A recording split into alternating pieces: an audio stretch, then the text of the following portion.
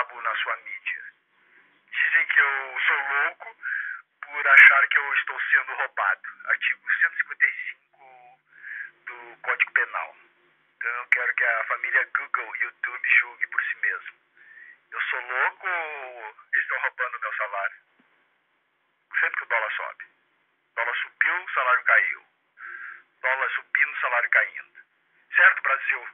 A presidente será suspensa de sua função por ocasião da instauração do processo.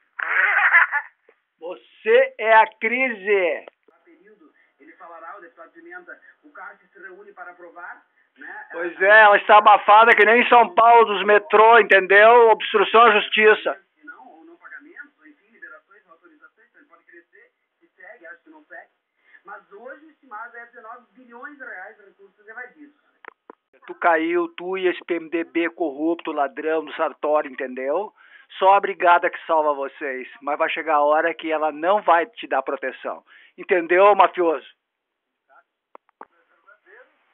Precisamos recuperar a autoestima dos professores, recuperar a escola com um ambiente de convivência boa e que o aluno se sinta Seu diabo mentindo! protagonista de um novo mundo e de uma nova realidade. Quer dizer isso, que ela vai ser inocentada nos crimes do TSE e no TCU. Por isso que ele acha que ela vai durar 3 anos, esse filho da puta.